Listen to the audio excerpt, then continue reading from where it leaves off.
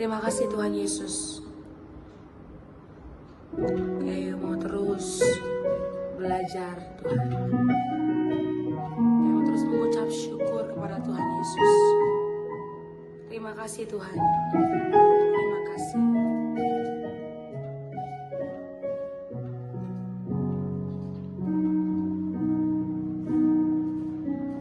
Ku tak membawa apapun juga saat ku datang ke dunia.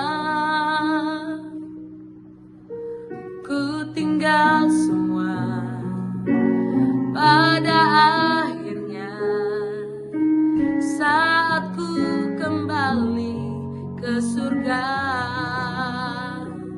Inilah yang ku punya, hati sebagai hamba yang mau taat dan setia padamu Bapa.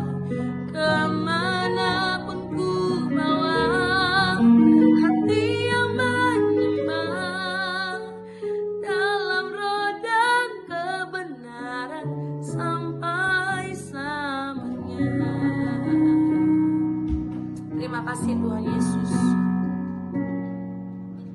Ku tak membawa apapun juga saat ku datang ke dunia.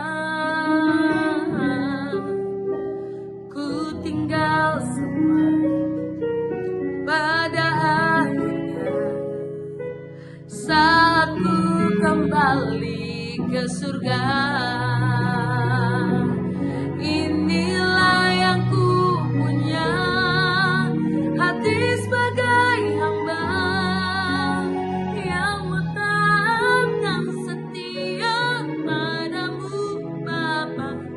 Kemanapun ku bawa, hati yang menyembah dalam roda kebenaran sampai selamanya.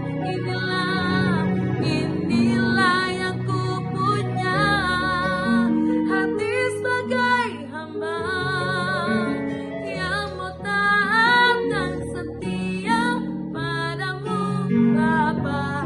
Kemanapun ku bawa, hati yang menyembah dalam roda kebenaran sampai selamanya. Dalam roda kebenaran sampai selamanya. Inilah yang kami punya, hati sebagai hamba. Kami mau terus tunduk dan taat kepadamu Tuhan. Ini kerinduan kami. Saat ini kami mau diajar Tuhan melalui firman. Tuhan bersabda bagi kami dan ajar kami memahami. Dalam nama Tuhan Yesus kami berdoa dan mengucap syukur. Haleluya. Amin. Shalom Bapak Ibu dan Saudara-saudari, kita berjumpa kembali di dalam perenungan intim dengan Allah. Yang pada kesempatan ini akan membahas mengenai kerajaan surga. Firman Tuhan yang akan kita pelajari bersama terdapat pada kitab Lukas 11, ayat yang pertama sampai dengan ayatnya yang ketiga. Berikut adalah firman Tuhan di dalam Lukas 11, ayatnya yang pertama sampai dengan ayatnya yang ketiga. Hal berdoa. Pada suatu kali Yesus sedang berdoa di salah satu tempat. Ketika ia berhenti berdoa, berkatalah seorang dari murid-muridnya kepadanya, Tuhan, ajarlah kami berdoa sama seperti yang diajarkan Yohanes kepada murid-muridnya.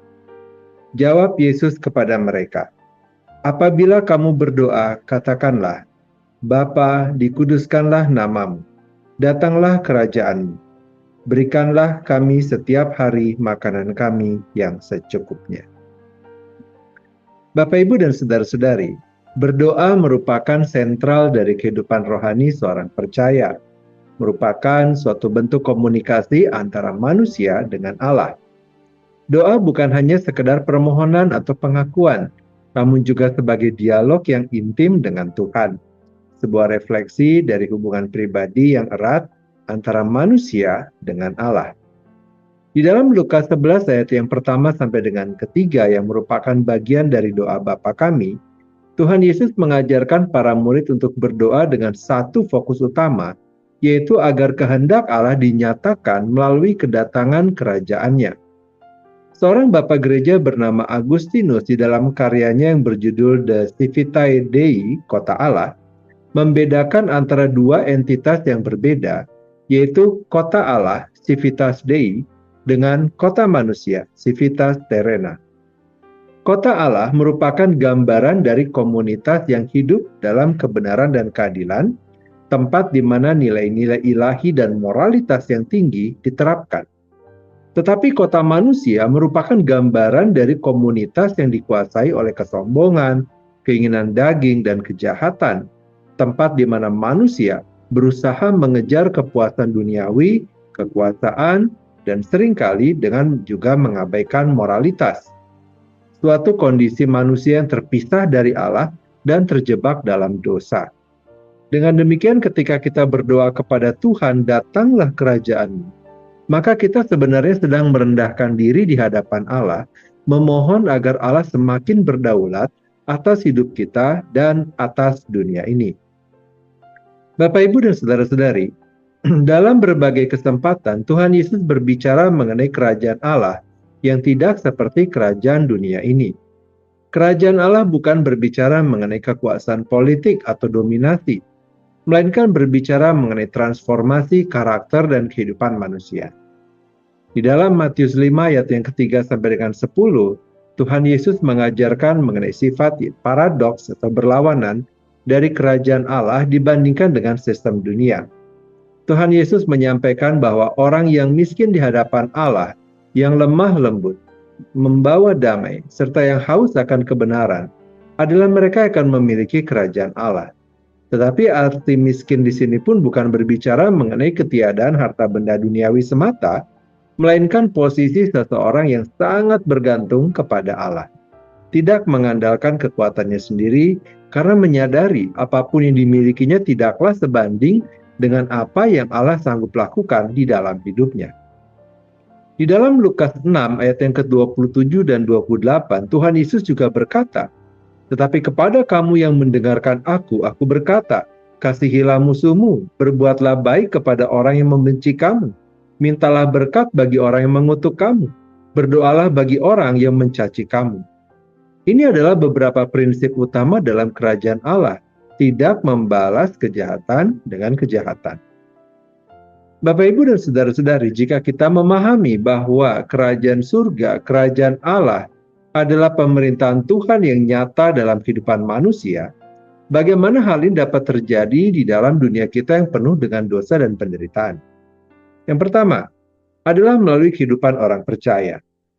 Sebagai orang percaya, kita dipanggil untuk menjadi garam dan terang dunia. Ketika orang percaya hidup dalam kasih, keadilan, dan kekudusan, maka kita sedang membawa pengaruh kerajaan surga ke dalam dunia. Yang kedua adalah melalui gereja yang hidup dalam kebenaran. Gereja bukan hanya merupakan bangunan fisik, melainkan komunitas orang-orang percaya yang bersaksi akan kebenaran Kristus. Ketika gereja hidup dalam kasih dan kebenaran, maka kerajaan surga semakin nyata di dunia.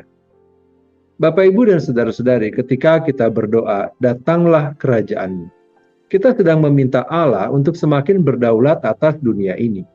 Permohonan ini bukan hanya untuk masa depan, tetapi juga untuk saat ini, agar kasih, damai sejahtera, dan kebenaran Allah semakin nyata dalam kehidupan kita sehari-hari.